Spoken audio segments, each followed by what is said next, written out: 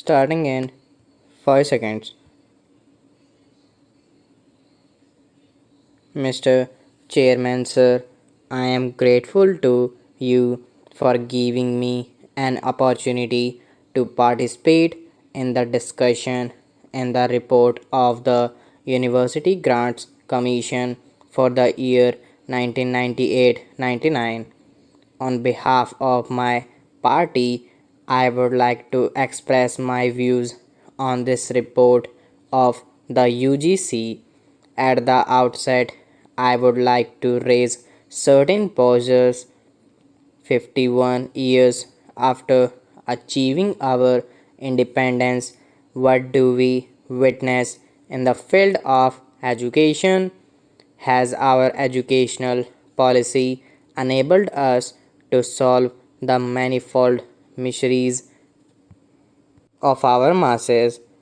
Has our educational policy created additional job opportunities in the country?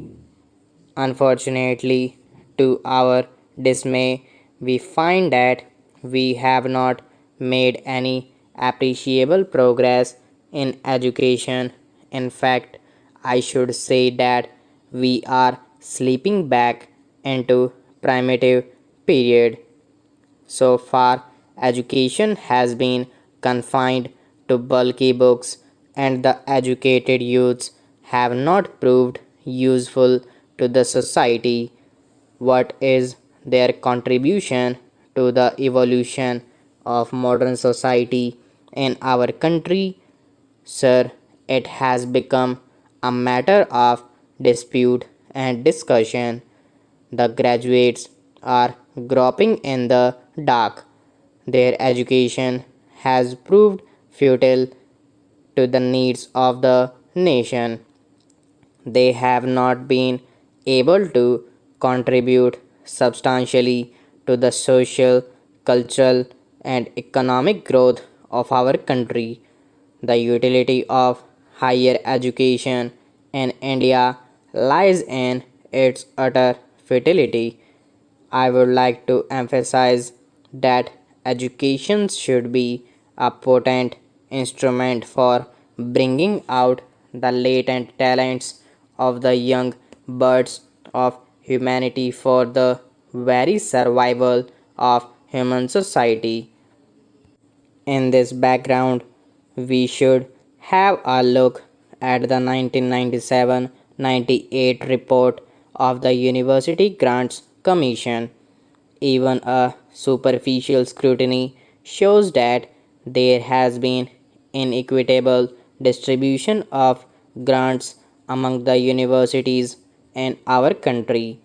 You know, sir, that there are 105 universities in our country, out of which 7 are under the control of the central government called the central universities. Out of the total amount of rupees 50 crores available at the disposal of the UGC, 5 central universities were given a sum of rupees 19.20 crores in this year. The remaining 100 universities were to remain content with the balance of rupees 30.8 crores. I would like to know why such a step motherly approach should have been adopted here. So we go about talking that India is an agricultural country and agriculture contributes 70% of the national income. It is indisputable that the majority of our people are dependent upon agriculture for their livelihood, yet we have done very little for the progress of agricultural education in our country. I have to painfully point out that in the existing scheme of things, lion's share of money is allocated to educational institutions imparting arts and science education and agricultural education is to rest content with no share. I have to say that in all the 5 years plan that have gone by, agricultural education received very scant attention in the hands of our government. The agricultural universities are the distant cousin of the UGC. I am constrained to quote from page 150 of the UGC report for 1997-98, which shows that the agricultural universities in Tamil Nadu got a sum of rupees 20,000 as plan allocation. I hope that at least in the coming years the present government would give the prime of place for agricultural education and allocate adequate funds for agricultural universities, enabling them to produce agricultural graduates and scientists who can take agriculture to the commanding heights of our economy. I have to regretfully point out that paltry sums were spent during this year for library books and scientific equipment for laboratories.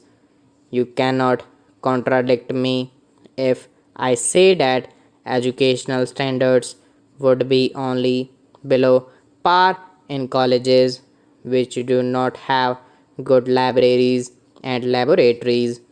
In 1997-98, a sum of rupees 2.45 crores was allocated for library books and rupees 4 crores for scientific equipments. As library and laboratory are the essential ingredients of higher education, the UGC should not be stingy in allocating funds for this purpose. I would like to recall that the father of the nation, Mahatma Gandhi, and our late revered leader used to emphasize repeatedly the necessity of teaching the young and the youth of the country in mother tongue. Even after 5 decades of our independence, we do not have textbooks for higher education in mother tongues. Consequently, the standard of education has gone down steeply. It is of paramount importance that textbooks for higher education must be brought out in mother tongues. Here, the UGC has a vital role to play.